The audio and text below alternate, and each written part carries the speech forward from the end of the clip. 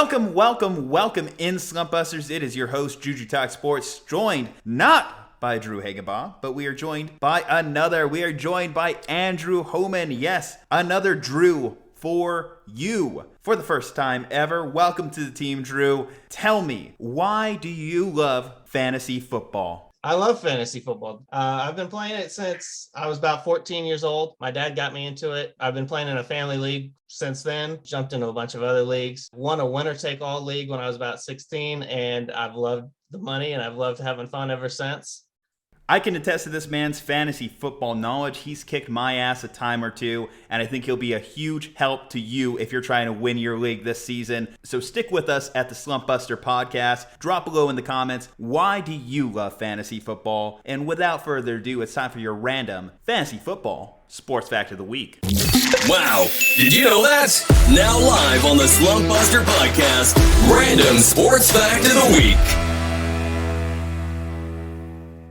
There are many ways to interpret the Tyreek Hill trade from a fantasy perspective. However, one of the most mainstream thoughts is it will never work because Hill and Tua don't have a compatible skill set. Hill had 25 targets in 2021 of 20-plus air yards. In Miami, Tua only attempted 29 passes of that distance all season. This stat may be misleading when you look a little deeper. Tyreek's speed makes him a threat to stretch any defense vertically, but historically, his average depth of target says this is only a small part of his game. Out of 81 qualified wide receivers, Hill finished 62nd last season in that category. Those 25 targets mentioned earlier were only 15% of his total target share for the year. Mike McDaniel will be bringing a San Francisco-style offense to Miami that never challenged teams vertically. San Francisco under Jimmy Garoppolo threw passes of 20-plus yards on less than 10% of attempts. Tua matched Garoppolo in that category last season and was ranked 7th in completion percentage. All told, Tua and Hill might not be the mismatch the casual observer thinks it to be.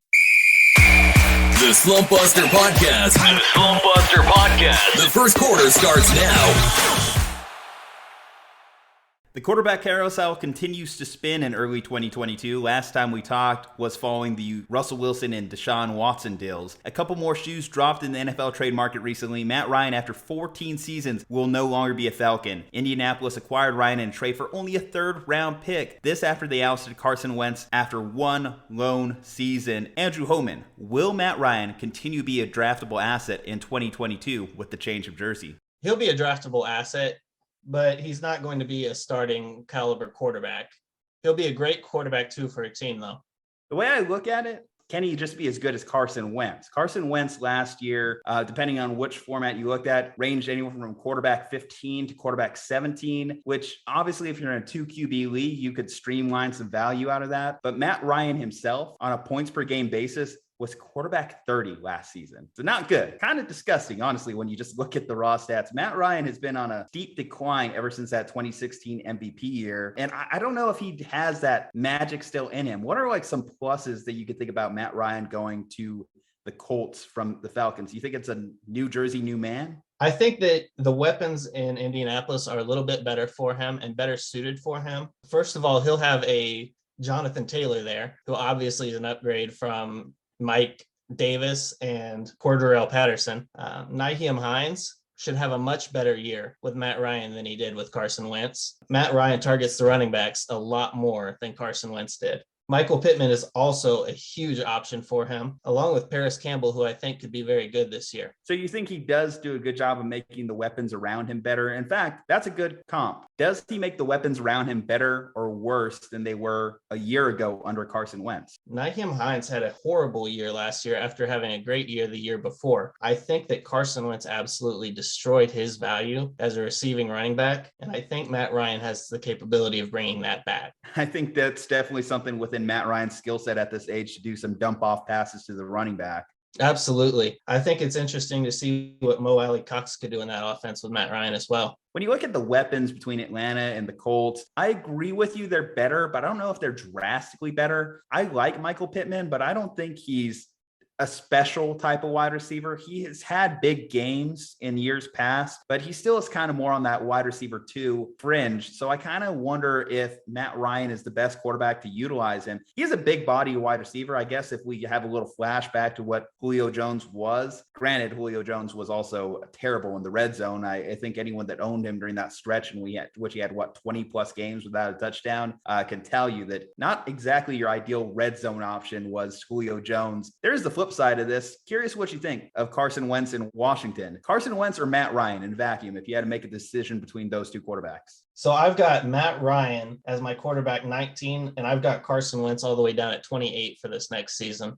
Wow, 28. That is a drastic drop. Like I said, he was still middle of the pack last year, 27 touchdowns, 7 interceptions, and you have him dropping all the way to a bottom third quarterback? Yep. Is that basically you just saying, I don't want to draft him? He's not my guy? Well, I certainly don't want him on my team. I think he's also going to very much hurt J.D. McKissick this season. The same as he did to Nyheim Hines. Yeah. If he killed Nyheim Hines, then you would have to think McKissick, a similar type of build at running back, would also kind of feel that effect. Matt Ryan at best fringes on a quarterback 20, quarterback 19. Even if you look maybe a couple years back to Philip Rivers being there, it's like, can he be as good as Philip Rivers was for the Colts during that run? Rivers on a points per game basis wasn't much better than Matt Ryan was, though, last year. He was quarterback 29, I believe, in 2020, whereas obviously I mentioned, again, Matt Ryan was quarterback 30 on a points per game in 2021. Don't know if the veteran assets are necessarily what's going to keep Indianapolis afloat if they continue to build out this quarterback market. So let's start taking a look at some younger guys on the quarterback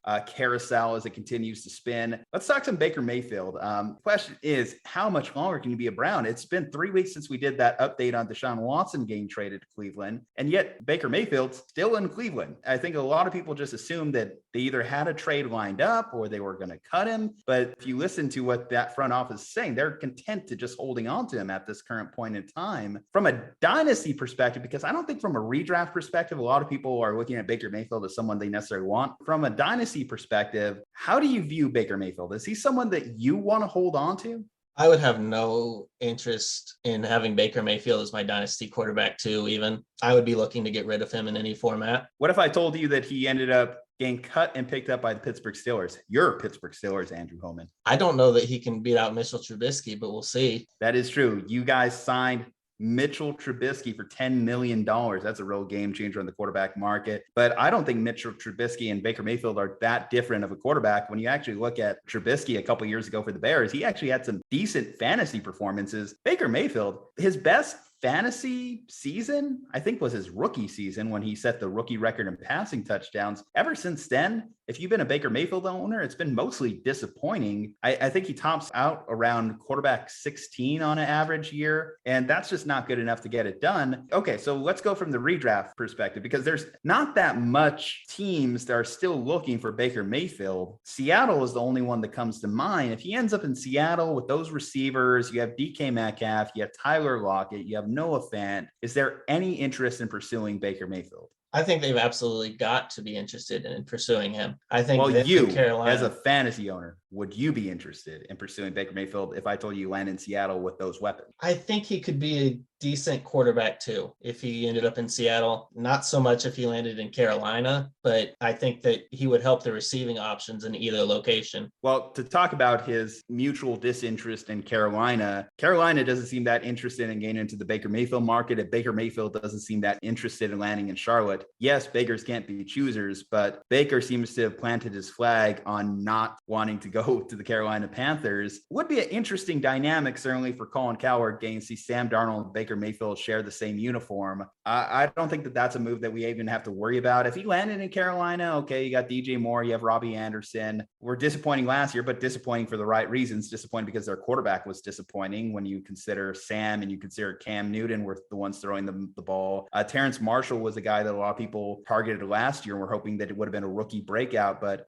never performed as that third wide receiver in the offense. So I don't think Baker Mayfield's that guy to unlock any of those guys. Maybe he could find some sort of rapport with DJ Moore, but DJ Moore is just good. So hopefully it's just DJ Moore could find a rapport with anyone. If Baker landed in Seattle, I agree with you. He's quarterback 2 range. I don't think he's going to have a transcendent season. There is the low key upside. The Seattle's defense and Seattle's team is so bad that whoever that quarterback is, be it Baker Mayfield or Drew Lock, might have Blake Bortles style potential. But if it's Baker, I don't see it. I don't see him taking the risk and airing it out and just going ham for 50 points in a game. Based on the Baker Mayfield that I've known throughout his NFL career, it doesn't seem like he's that style of quarterback. I think I agree with you there 100%. The last major point of discussion, and this one hits near and dear to me as a San Francisco 49ers fan, is the Trey Lance, Jimmy Garoppolo discussion. If you look at early drafts, a lot of people were just shooting Trey Lance up the average draft position. Everyone was just expecting, hey, this kid's going to be the starter, right? Jimmy Garoppolo basically had a farewell press conference, but latest reports, Ian Rappaport has suggested the Niners are cool if they have Garoppolo on their roster another season. And I have mixed emotions about it. I think that Jimmy is a fine enough starter in the NFL. In fact, he's a starter in the NFL. I will say definitively he is a starting level quarterback in the NFL. And if he played for this Niners team next year, they might still be a playoff team. Trey Lance, I can't say for certainty what he is because the fact of the matter is he's a mystery box. We don't know what's in the mystery box. Maybe it's Josh Allen. Maybe it's another Jimmy Garoppolo. Maybe it's something worse. But Trey Lance obviously offers a certain level of excitement to not only 49ers fans, not only NFL fans, but certainly to fantasy owners because he is marked as a dual threat quarterback. If I told you week 1, Trey Lance was starting, what round do you think he gets drafted in? I think he would get in a 12-team league, drafted in about 7th or 8th round.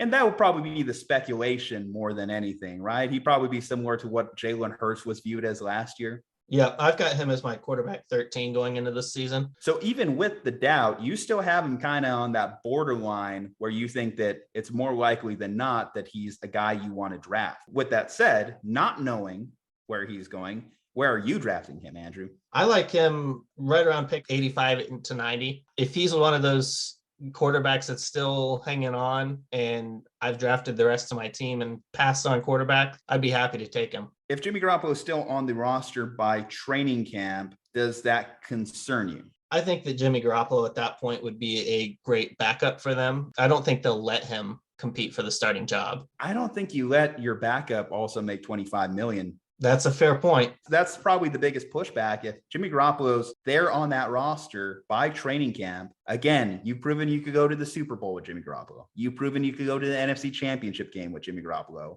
In Kyle Shanahan's coaching tenure, he's 37-13 or something insane with Jimmy, while he's merely 8 and a lot of losses, 8 and a lot of bad games without Jimmy Garoppolo. So if you're Kyle and you have both these quarterbacks on your roster, you know for a fact you could win games with Jimmy. You don't know how many games, but you're probably going to win more games than you lose. I think if Jimmy is still on the roster, it's going to be too much temptation for Kyle Shanahan to not play him. I think that Trey Lance would be the starter regardless, but I think that if Jimmy Garoppolo is still on the roster, leash might be a little bit shorter. I would say if I have to handicap it right now, I would say it's probably 80% likely that Jimmy Garoppolo is the starting quarterback for the San Francisco 49ers week 1. I would disagree and give it about a 20% chance, but respectfully disagree. So we are on polar ends of the spectrum there. But again, I'll tell you, I'm plugged into this Niners beat. I know where all the drama is. I know where the darkness of Niners Twitter lies. And it lies in this Jimmy Garoppolo, Trey Lance debate that just will not cease to end. Boy, I would love to be a fly on the wall in the 80s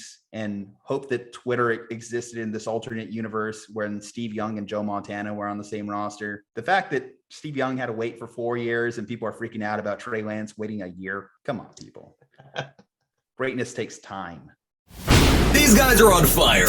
Let's hear more. Second quarter starts now. A quiet offseason at the running back position continues. We only got a couple headlines to cover in this section, and both relate to the Tampa Bay backfield. The first big thing, playoff Lenny, like Tom Brady, is back in Tampa. Fournette inked a 3-year, $21 million deal with the Bucs. Following this, Ronald Jones is ditched lining up next to Brady to operate with Patrick Mahomes. Jones lands in Kansas City on a 1-year deal. Drew, who is the biggest winner and who is the biggest loser from this set of transactions? Leonard Fournette is absolutely the biggest winner. He now has one less person to compete with in that backfield for touches. He will absolutely be a great RB1 this season. And I'll go counter to you with the biggest loser. It's easily for me, Clyde Edwards-Helaire. The fact that Ronald Jones is going into that backfield, Ronald Jones, if nothing else in Tampa, was their version of the goal line back. He got more of the work in the red zone. And where has Clyde struggled throughout his NFL career? Where has Clyde failed to capitalize? Exactly where he should be one of the best. So if you're drafting Clyde Edwards-Helaire, at least you were drafting him in the second, third round, usually going into the season because you gave him the benefit of the doubt of being an Andy Reid running back. Now with Ronald Jones there, if I'm drafting him in the second or third round, I'm kind of not feeling good about that. I'm kind of kicking myself because I'm drafting a guy that loses goal line potential and may also lose first and second down carries. That just doesn't sound like a good recipe for success. It doesn't sound like the workload you want from a guy that you're drafted to be your running back too.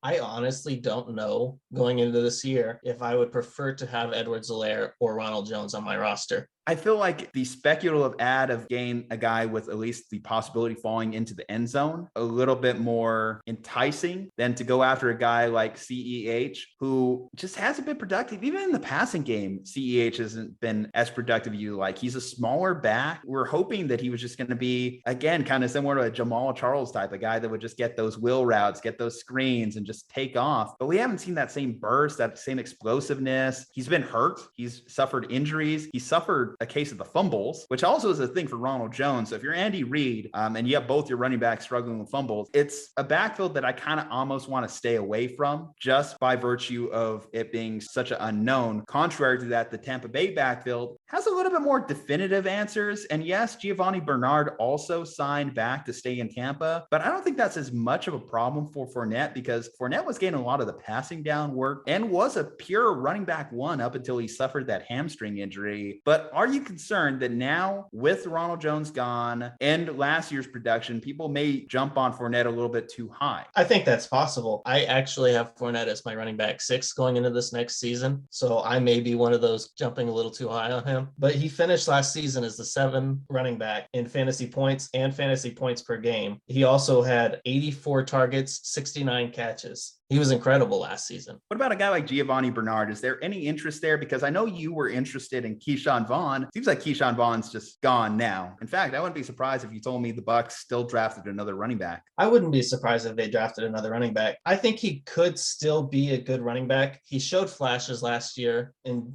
Fournette's absence while still playing behind Ronald Jones. I just don't know what to expect from him. I think the Bucs kind of gave an answer that they signed 2 running backs ahead of him on the roster to eat up touches because you would think Keyshawn Vaughn's a guy that's going to be more involved in the passing downs. Well, Leonard Fournette also is involved in the passing downs. He's a 3-down running back for the most part. And Giovanni Bernard, if you are going to play him, you're going to play him purely as a guy to catch passes out of the backfield. So you have 2 guys who catch passes ahead of him. If some injuries happen, okay. I mean, Fournette's not too unaccustomed to having an injury in his career. Giovanni Bernard is getting up there in years. He has to be over 30. It feels like he's been in the league forever. He is exactly 30. So he's in the golden years for running backs. So I would have to think that Keyshawn Vaughn in an injury situation would be someone that's going to possibly show up on some streaming waivers at some point during the year. But going into the draft, not someone that I think you can leave on your roster unless you're in an extremely deep, talking 14, 16 team league. Yeah, he could be a good insurance policy for Fournette in a deeper league. Outside of that, I would probably leave him off a roster. And it's interesting that you mentioned having Fournette as running back 6. Fair to have him ranked there, but I think it's also a product of this question I have for you.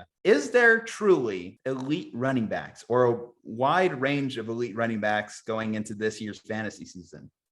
I think Jonathan Taylor is absolutely an elite running back. I think Christian McCaffrey, when healthy, is absolutely an elite running back. But there we have it. Outside of that, we're starting to get to that point. Tier starts to drain really quickly because if you just start to list it off, CMC, injury. Dalvin Cook, injury concern. Derrick Henry, first major injury of his career. Zeke banged up last year, had an MCL injury. Saquon perennially hurt. And Alvin Kamara, even he got a little bit banged up, and he even banged up some heads in Vegas. So all these guys have their own share of concerns. Seriously, though, Alvin Kamara, it's not like he's completely out of the water there. He still might face some serious charges on that. So there's a lot of uncertainty when you look at these guys, and these are the guys that you are drafting in the first round. And I don't feel good about any of them. I think the most definitive answer is one of one is Jonathan Taylor. But beyond that, who are you drafting with the number 2 pick in a draft?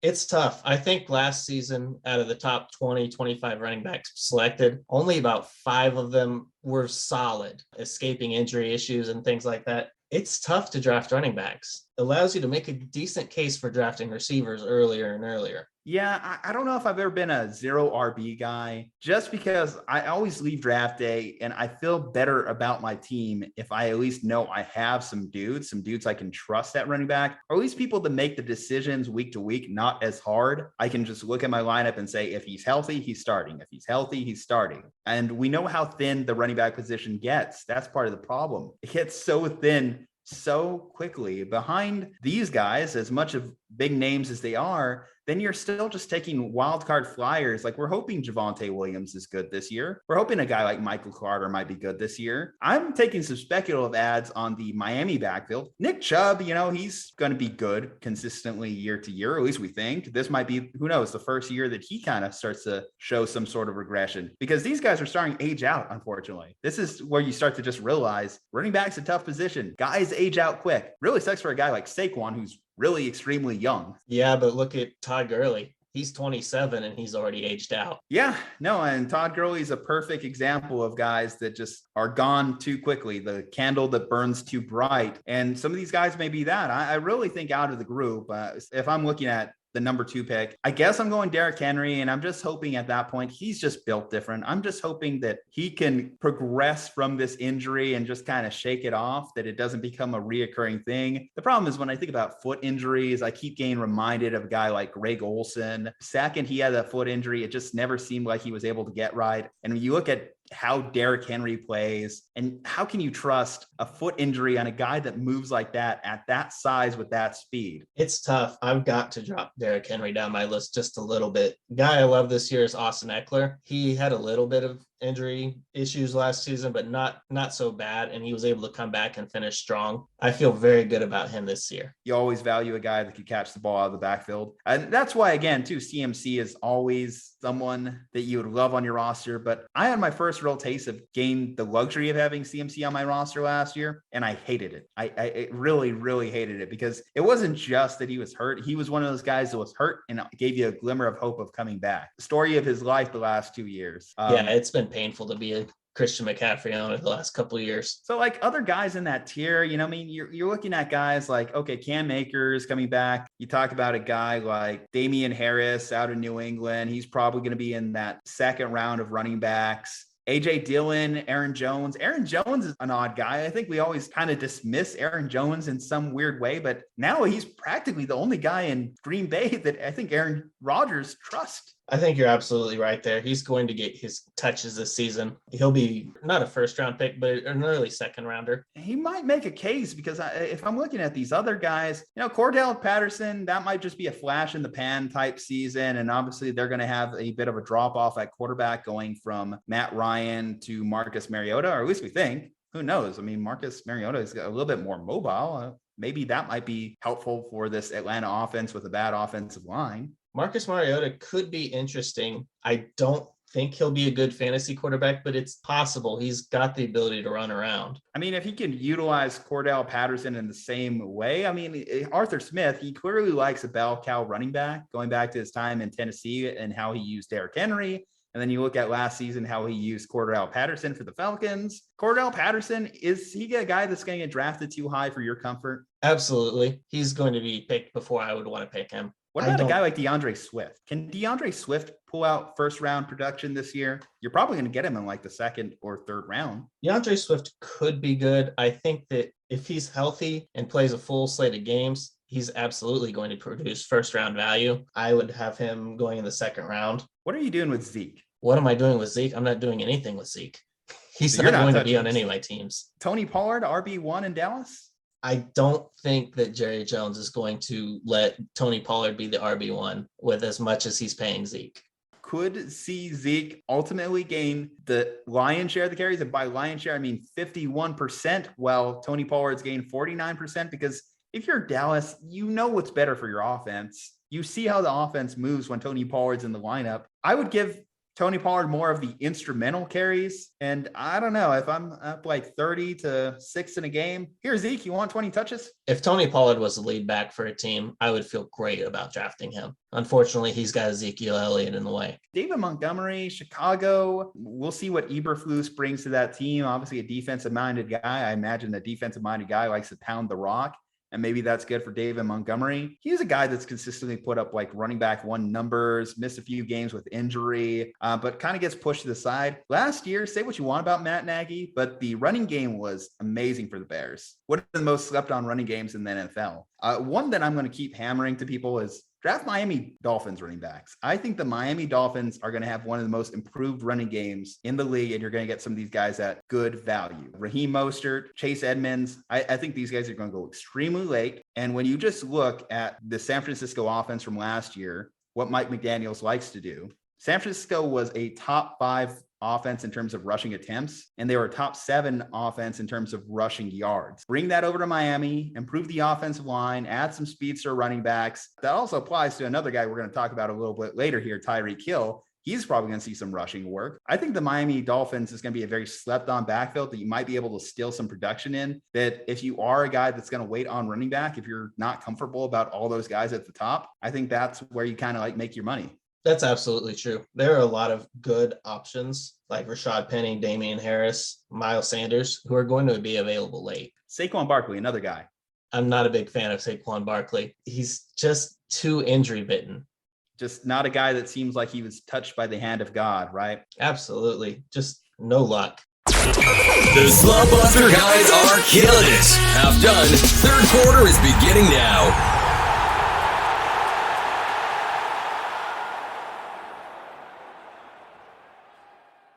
Wide receivers have been moving all over the league this offseason and being paid handsomely to do so. None more than future Hall of Fame speedster Tyreek Hill. Hill is taking his talents to South Beach after Miami dropped 5 draft picks and $72 million guaranteed to do so. Tyreek has consistently been a late first, early second round type pick for fantasy players the last few years. Andrew Homan, does the move to Miami change where you're drafting him?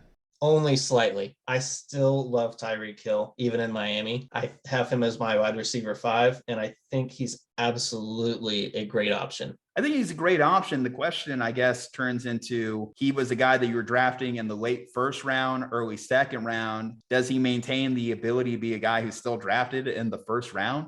I don't know about the first round, but I don't see any way he escapes the second round. That's probably appropriate value. At worst, going to fall to the middle of the second round. I don't think he goes any further than that because he's still Tyreek Hill, right? He still has the home run speed that NFL GMs drool over. In fact, that's why, of course, Chris Greer in Miami was drooling over the possibility of getting Tyreek Hill, dropping a ton of draft capital, dropping a ton of money to acquire him. And I mentioned it in the running back segment. I think the perk to Hill going to this offense, going to a Mike McDaniel run offense, I don't think they view him as just a wide receiver. I think they might view him as something more. I think they might view him kind of like a wide back, as Deebo Samuel turned the phrase last season. The thing that I'm learning about the Miami backfield or the Miami offense is they value speed. So I think they don't really care about what position you play. It's what attributes you bring to the team. And I think Mike McDaniel cares about getting a guy that, whether he's catching the ball 50 yards downfield or just blowing past guys with blockers in front of him, Tyreek Hill can do some special things with the ball in his hands. Go back to the 2016 season when he was working with Alex Smith, doing great things out of the backfield, doing great things as a special teams player. And of course, again, a widely acknowledged elite wide receiver. I think we're going to go back to him doing a lot more stuff like that because you're going to have to manufacture things as opposed to Kansas City where Mahomes could just get you the ball anywhere on the field. Tua can't really do that, but Tua can get you the ball. Tua was a top 7 guy in terms of completion percentage. He gets the ball, and then it's up to you guys to do what you do with the ball. I think Tyreek is still going to have plenty of opportunity. You don't go out there and acquire a guy for all these draft picks and not use him. So I think he's going to have a lion's share of the touches. It's going to be interesting what it does to Jalen Waddle, though. Jalen Waddle got 25% of the target share last season and finishes a top 15 wide receiver in points per game. Are you concerned about Jalen Waddle regressing in his sophomore season? I don't think he'll regress talent-wise, but in fantasy football terms, he's not going to be the same guy. He'll still be a very good fantasy receiver. Don't get me wrong, but he will not have quite the target share that he had last season. Talk about where Tyreek Hill kind of places amongst the elite guys. Let's talk about him versus another guy who got traded this offseason. Tyreek Hill or Devontae Adams? I like Tyreek Hill, but not by much. I think Devontae Adams is still going to be a great option with Derek Carr. What about a guy that got a big payday, Tyreek Hill or Stephon Diggs? I still like Tyreek Hill. I think that Stephon Diggs is down a couple notches, but he's still also a great receiver. I think he may be a little bit better this season than he did this past year. What about the prototype that I compared Hill to just a second ago, Deebo Samuel? Deebo, who emerged from nowhere last year to become a bona fide wide receiver 1 for most owners. Trey Lance is what scares me with Deebo Samuel just a little bit. I'm not sure what to expect there. I still like Deebo Samuel, but right around where I like Stephon Diggs. So you're still very high on Tyreek. That's what that tells me. Hell, I don't know. You might be making a case for him to slip into that first round. You might. Tell me some wide receivers that you have over Tyreek. I've got 3: Cooper Kupp, Justin Jefferson, and Jamar Chase. Okay, so 2 LSU guys and Cooper Kupp. Okay, makes a lot of sense. You see those guys, elite talent everywhere. You look at Minnesota, his value's not going to fall off. They signed Kirk Cousins for another year. So, I mean, Kirk knows how to at least get Justin Jefferson the ball. In Cincinnati, of course, Jamar Chase, all the trust of Joe Burrow. And Cooper Kupp isn't going anywhere unless an ACL injury or something of that nature takes him off the field. That's the only thing that stopped Cooper Kupp in his careers. And it's certainly not going to be Eli Apple that's going to stop him. But yeah, Jalen Waddle, okay, then you don't think he's going to fall off much from his play, but, top 15 wide receiver last year. Where are you grabbing him? What round are you comfortable grabbing a guy like Jalen Waddle, who's obviously, again, is not going to get a 25% target share? That's the big thing. Right. I've got Jalen Waddle as my wide receiver 16. I think he'll probably go in the 4th round. Okay, so, I mean, if the pie is, let's say, 20 to 30 passing attempts in a game, where do you think that falls for Jalen? Tyreek Hill, we're going to assume he's probably going to get 20% of the production? I think it goes down from where he was. I think it's going to be similar to Tyreek Hill, but I don't think Jalen Waddle is quite the receiver that Tyreek Hill is. I'm very intrigued to see how they kind of divvy up that work, because Tua is going to want to get his elite guy the ball, and he's going to feel some pressure to do that. But at the end of the day, we all need a safety blanket, and that has to be Jalen Waddle, considering their success last season. I mean, he set a rookie record for receptions. Clearly, Tua trusts him. Going back to, I guess, of course, you have the Alabama connection there. So they've worked with each other for quite a while, where Tyreek is this new, yet to be developed piece. Where it really comes down to is I'm just hoping for the creativity of McDaniel, make it work for both guys. If I was to compare this to San Francisco, would Jalen Waddle then be the Brandon Ayuk? I think that sounds like a pretty good comparison. But that's not a good comparison if you're Jalen Waddle, based on Ayuk's production last year. I think that's true. I think that Jalen Waddle is definitely a better receiver than Brandon Ayuk, though. If we're going to take parts of that offense, he needs to have almost a mesh of whatever targets in the offense Kittle was getting, as well as whatever targets Ayuk was getting. He has to kind of be in that midpoint of those 2 receivers and tight end. But if he accomplishes that, then he's going to return some of that value. I would just be worried about drafting him too high based on I think he's going to fall off a little bit. That's where I kind of look at Jalen Waddle going into this year. The other thing to think about in that offense is you've also got Myles Gaskin, Chase Edmonds, and Raheem Mostert, all 3 running backs very capable of catching the ball. And it's going to be a run-first offense. People see all these pieces getting acquired and just think that it's going to be bombs away in Miami. No, it's going to be a run-first offense. It's going to be the zone running scheme offense. So it's just an evaluation of how much opportunity do you have. If Jalen's still getting like 6 to 8 targets a game, I think you're going to be fine. He's probably going to be at worst a wide receiver 3, at worst a flex play at that point. Not where you drafted, but you can live with it. You're not going to kick him out of your lineup. He might be a good high floor guy. He might be one of those guys that you're happy with his floor. Every now and again, you're just going to be, wow, he put up 30 points. Wow, he put up 40 points. Wow, what's going on with Jalen Waddle today? Obviously, though, let's talk about the Kansas City side. So Kansas City, they lose Tyreek Hill and they make 2 free agent acquisitions. They get a guy named JuJu Smith-Schuster and they get another guy named Marquez Valdes-Scantling. If letters on the back of a jersey started counting for fantasy points, get all the Chiefs wide receivers you can. MVS, JuJu, which of these guys goes first? Which of these guys do you like better? Can I say none of the above? Wow. Kelsey is still the wide receiver 1 by virtue in Kansas City, but someone has to catch passes, right? Are you more of a Mecole Hardman guy? Josh Gordon's still hanging around there.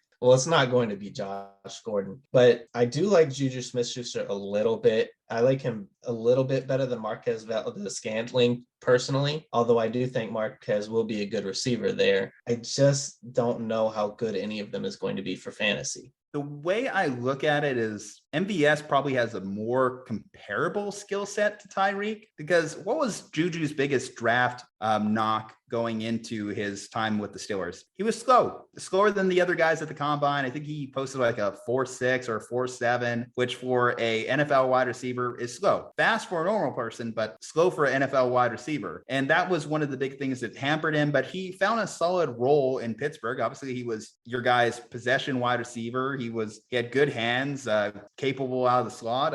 He's probably going to operate in a similar role for Kansas City. Where JuJu has an opportunity to succeed is last season we saw the too high safety be the big bugaboo of the Chiefs offense very early on in the season. As teams started doing more and more and more, eventually Patrick Mahomes finally adjusted to it and started taking things underneath. That's where a guy like JuJu could probably make his money. Tyreek was a large target share in Kansas City, so someone has to replace that production. Are you thinking at that point it's really just going to be the aggregate? I think we might see a new conversation after the draft if the Kansas City Chiefs draft somebody at wide receiver. But I do think that JuJu Smith-Schuster could be a good option. I think he would fit kind of an Anquan Bolden mold and be a great possession receiver. Could be a valuable fantasy asset, but I wouldn't be drafting him early. JuJu, when he was in Pittsburgh, and I think this is why a lot of people feel snake bitten by him, is after AB left, people started drafting him to be their wide receiver 1. People were thinking that they were going to get AB level production from him. But another thing that should be equated for is the fact that Ben Roethlisberger the last couple of seasons absolutely sucked. No offense. Absolutely. That's where people look at JuJu and think, wow, he's losing Big Ben and he's getting Patrick Mahomes throwing the ball. Doesn't that give you a little bit more optimism? A little bit, but I'll take it. I like him with Travis Kelce a little bit, but the problem is that JuJu Smith-Schuster plays more like a slot receiver, kind of in the same area as Travis Kelce. They need somebody on the outside to really open things up for that offense. I guess that's where MVS comes into play. But the problem with MVS is he did have a future Hall of Fame quarterback throwing the ball in Aaron Rodgers, and he failed to really capitalize on Aaron Rodgers' trust over his tenure in Green Bay. It starts with the fact that he had a lot of key drops on those deep balls. Aaron literally had him on pinpoint accuracy, and I've seen that guy miss a couple huge instrumental catches, and I kind of wonder if that's going to be the same story as he moves to Kansas City. But certainly he is a guy that could take the top off of defense. It's just going to be a matter of, can he come down with the ball? And at the end of the day, none of them are really taking over for Tyreek Hill, but I still think there's something there. I would say the difference is hopefully I get these guys at good value. I'm not jumping at these guys. Like if JuJu's going in the 3rd round, 4th round, 5th round, that's my no zone. 6th round, 7th round. Okay, I'm hearing you. Okay. That's where I think those guys kind of slide in for me. As the Seattle teardown continues, though, another big story is coming out of the Seahawks camp. DK Metcalf has been on a lot of offseason discussions to be traded. Now, we mentioned the possibility of Baker lands there. Do you like his wide receiver weapons? But if DK is not there, obviously that's a huge loss for the offense. I mean, we're talking about a guy that's had double-digit touchdowns each of the last 2 seasons. And if he keeps landing in the end zone, clearly establishes value as a wide receiver 1. The most popular rumor as far as where he could land, though, is the New York Jets. And last season, Zach Wilson was one of the least accurate quarterbacks in football. So do you think getting that man, a big body freak like DK Metcalf, can help Zach Wilson's development? I think it can help. I don't know what to expect from Zach Wilson. I don't think he's going to be a good fantasy quarterback himself. I think that DK Metcalf would still be a decent asset there in New York. Would you like DK Metcalf more if he landed in New York, or would you like him more if he stayed in Seattle with Drew Lock? I like him better in New York. Elijah Moore with the Jets last season showed a lot of promise. That said, a lot of that was with other quarterbacks other than Zach Wilson. So it'll be interesting to see what happens. Yeah, that is something that the Jets offense seemed to almost take off more when Zach Wilson was not in the lineup. We briefly remember the Mike White era was one of the most amazing things in New York since Jeremy Lin was playing for the Knicks. White mania. White, careful, okay, man, careful. Edit you might want to run that back. Edit that one out. Edit that. Elijah Moore, though, kind of suffers from a similar position that Jalen Waddle suffers from if DK Metcalf was to go over. Elijah Moore did get a 19% target share, and that's why he jumped into being a wide receiver 1, high wide receiver 2 value towards the end of the season. If DK lands there, there's an obvious expectation, again, that you have to get the big acquisition, some targets. This is a big year for DK regardless. You would assume that if he got traded to the Jets, it would come with the expectation that they were going to offer him an extension. Playing in New York while playing for a contract, not a lot of recipe for success with the New York media. Kind of wonder if a guy like DK can take it, considering that he's been getting ripped by Seattle media.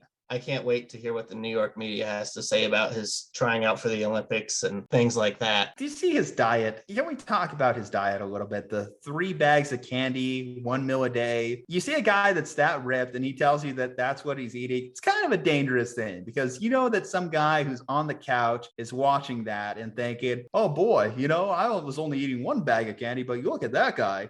He's so ripped. 3 bags it is for me. Linda, get me more Skittles. Linda, get me more Skittles. That's the danger to a guy putting out that diet plan to the general public. It's not realistic. He may eat 3 bags of candy, but he also works out probably like 20 hours a day. That's how you get a 1% body fat. He's still one of the most insane human beings there is, regardless of what happens in fantasy football. I hope he's joking about 3 bags of candy. And he says it's the lifesavers. He says gummies are kind of like thing. And I know there's theories that you might get a carb boost from pounding like gummy bears. That's something the bodybuilders always talk about. But no, guys, this is not one of those fad diets that I'd recommend to anyone. Andrew, you've worked around a hospital or two. Tell the people out there, 3 bags of candy is not a recommended diet strategy. If you want to live a long, happy, healthy life, don't eat 3 bags of candy a day. It sounds like tooth decay and a foot missing waiting to happen. Oh, it's diabetes on its way. Do you want to be Walter Brimley? Do you want to be Walter Brimley? The diabetes. Don't do it. Fantasy football wise, I agree with you. If you landed with the Jets, I might like it better than if you played with Drew Lock in Seattle. From the standpoint that what was one of Zach Wilson's claim to fame is coming out of BYU, that he was a gunslinger, that he liked to throw the ball deep. I think about, what does DK do well? He likes to run in a straight line and catch the ball deep. That's one of DK's best feats. That's one of the things he does best as a wide receiver in the NFL. So if he can do that, fine, because you look at Seattle and Drew Lock can do similar things, but Drew Lock also always overthrows his guys. It's one of the most infuriating things going back to watching Drew Lock tape that, yeah, he does have the deep ball, but he almost misses his guys deep. Maybe Zach Wilson could harness that in his second year. If he doesn't, then a lot of people are going to get fired in New York. That's what seems like around the corner. I would love to see if Zach Wilson can develop with Elijah Mitchell, or I keep saying Mitchell, Elijah Moore and DK Metcalf at wide receiver. Having those 2 guys at wide receiver couldn't hurt. They also have Corey Davis, for what it's worth. 3 top-tier wide receivers. If you can't get it done at that point and you're Zach Wilson, then maybe you're seeing ghosts on the field and maybe you're the next Sam Darnold. And now starts the final quarter.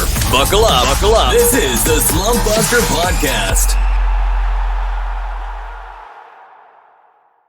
Alrighty, there has been no major changes in location for some of the league's best tight ends, but a change in position is the most pressing for fantasy purposes. Taysom Hill will reportedly focus on tight end as the Saints enter their first season without Sean Payton. This report came shortly after the Saints signed Jameis Winston back on a 1-year deal following an ACL injury. The current quarterbacks on the Saints roster include Winston, Andy Dalton, and Ian Book. Drew, do you think this is a smokescreen, or do you think this is a true position change for Taysom Hill? I think it's smokescreen. They are paying Taysom Hill way too much to be a tight end. If you look at the Niners struggling to pay George Kittle a couple years back, and you look at what Taysom Hill is currently making, I agree with you. But for fantasy purposes, if he is going in as a tight end or purely focusing on tight end, then that's a plus, because you remember 2 years ago when ESPN decided to give him tight end eligibility while he was playing quarterback. That was one of the most unfair things, if not for just a couple of weeks, because even though he wasn't a great quarterback, he's still playing quarterback. That's at least a 10-point swing when you compare the other tight ends in the league. I mean, we're talking about 3 tight ends tops that you can count on a week-to-week basis. If a guy is at least putting up 10 points, which is easy for most quarterbacks to do in the NFL, hey, I say it's unfair, but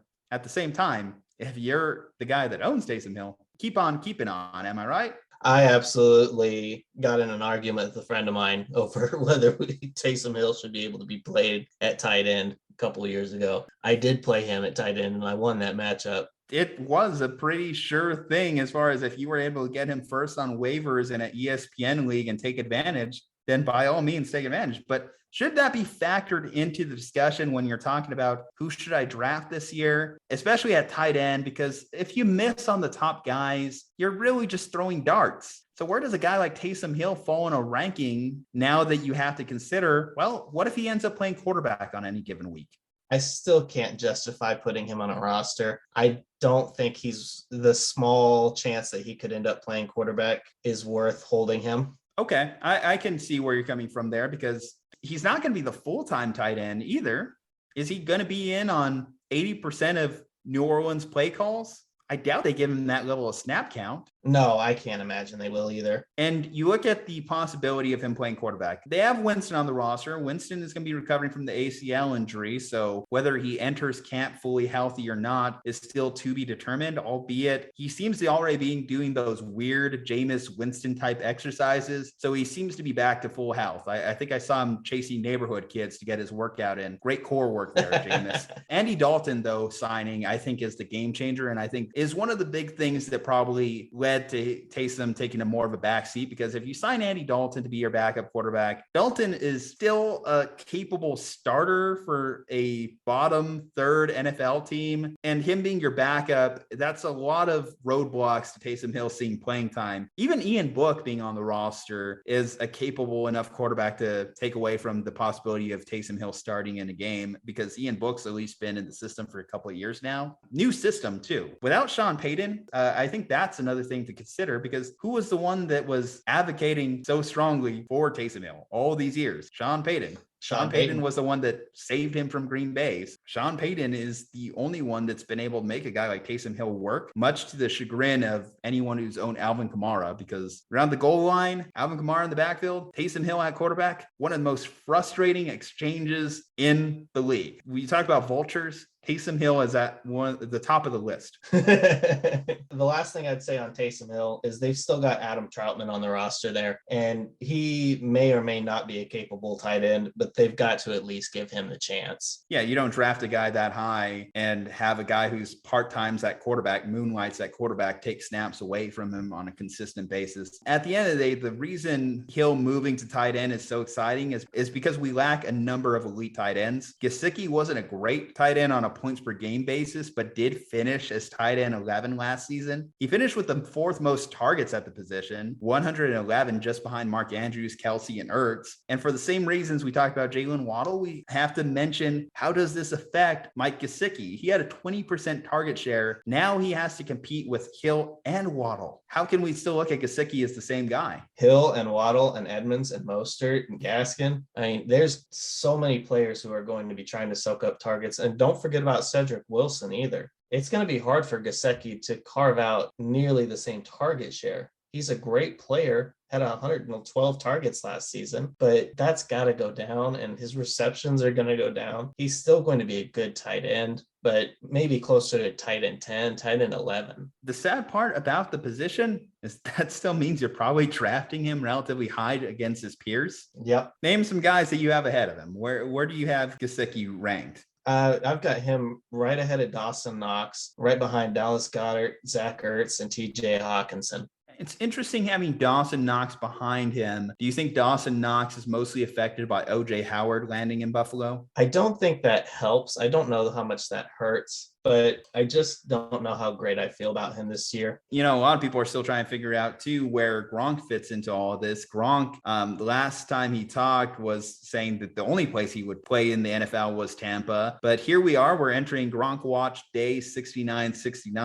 If he plays this season, where do you think he'll rank amongst the pack? I think if Gronk plays, he'll be right around tight end 5 or 6. I'd say 6 or 7. He'll be behind Kelsey, Andrews, Waller, Kittle, and Pitts. But after that, you wouldn't be wrong to put Gronkowski at 6. That is just knowing Gronk's legacy, knowing Gronk's connection with Brady, because Gronk is a shell of the tight end he once was, but he's still going to land in the end zone, and he's going to land in the end zone enough to elevate his value amongst, again, all these guys that it's just, come on. Do I want to draft Gronk or take a shot on Evan Ingram again? The number of times I've taken shots on Evan Ingram, it's enough to drive me insane. Jacksonville's taking a shot on Evan Ingram this year. Doug Peterson is there, and he loves to utilize tight ends in his offense. He does. I think that may be a product more of who he had on his roster. Zach Ertz, Dallas Goedert. Dallas Goedert is one that I also go back and forth on, and I've given him a lot of opportunity, but never have felt the full joy of owning him. If you decide to wait on tight end in your drafts, Dallas Goedert is a good option. He's certainly not on the level of those top 5 or 6 guys. And those top 5 or 6 guys, again, just to recap, Kelsey, Kittle, Waller, Andrews. And Kyle Pitts. Kyle Pitts. Yeah, of course, Kyle Pitts. Wonder if he's going to get wide receiver eligibility at any point, considering how much they line him out wide. If Jimmy Graham didn't get it, I don't think they'll give it to Pitts either. It's kind of frustrating going back to the Taysom Hill discussion. It's like Deebo Samuel's legit gained 5 to 6 touches out of the running back position. I can't play him at running back, but I can play Cordell Patterson at wide receiver. Come on. Come on, Yahoo. Come on, ESPN. Come on, every other platform. That's fair. Deebo Samuel had 59 carries last season. And I'm sure Kyle Pitts is going to have a number of snaps on the outside of his respective offense. So Absolutely. Get with it. Positionless football. Get with the times, Yahoo. Get with the times, NFL.com. The problem with the Atlanta Falcons is he might be their best wide receiver by a large margin right now. The problem is also, is Marcus Mariota going to be good enough to get him the ball on a consistent basis? Like, who are Marcus Mariota's prime beneficiaries when he was a starter in Tennessee? He didn't really even use Corey Davis to the fullest of his abilities. No, Corey Davis struggled mightily in Tennessee. Eric Decker, I think, kind of overlapped with his time. That sounds like it's probably the best option he had. Rashard Matthews was one of his top wide receivers. Hope there was a lot of Rashard Matthews owners out there. Dorial Green Beckham, Delaney Walker. Okay, maybe the problem is too also is some of these wide receivers are also pretty mediocre. Harry Douglas. Marcus Mariota breakout season. Kyle Pitts 100 targets. You heard it here first, folks. It's coming. You learned with us. You laughed with us. Now it's time to do some deep thinking. # Bust the Slump with your weekly words of wisdom. We are recording here only a day removed from the Dwayne Haskins tragedy. Haskins, a former first-round pick, was 24 years old when a vehicle struck him. He was in Florida training with teammates when the incident occurred. Sad truth is, I know too many people in my own life who have died way too young. Youth is fleeting and life is short. You might as well strike hard. Anything else is average. That's a quote from the artist Henry Rollins. And while, yes, we can look down on Dwayne Haskins' career relative to his peers, Adam Schefter, he made a dream happen by even suiting up for an NFL team. I still think about the joy of him getting drafted in that bowling alley with his family, and sympathy to all those people today who lost a son, brother, friend. My point, Haskins struck harder than most and was anything but average, even by becoming what he became. It's a shame we didn't get to see if his career had a second chapter to it. Use this as a reminder that tomorrow's not guaranteed. Strike hard. Drew, obviously you're a Steelers fan. What did you first think when you first heard the news? Losing Haskins hurt. It was heartbreaking. When we signed him, I was very hopeful that he could have a career renaissance, whether or not it was with us. it just hurts to see a guy who was trying to revive his career lose his life like that. I think absolutely it's a good reminder that life is short and you need to take advantage of every moment you have. Guys, go out there, accomplish your goals. Hit up a friend you haven't talked to in a while. Do something with your day that you can be happy about whenever you put yourself to bed at night. Dwayne, prayers out to your family, prayers out to you. Never fun to have to end a podcast on a note like that, but it's always good to get that reminder out there. Thank you guys for tuning in. We're trying to make our own impact on the world, and if it makes your day, entertains you, and helps you in your life, certainly helps you in your fantasy league, then that's a reward in itself for us. Stick around with us, help us grow. Give this a like, a 5-star review, follow our social medias. From Andrew Homan, Drew Hagenbaugh will return, and JuJu Talk Sports. Stay safe, happy, and healthy, and we will see you next time.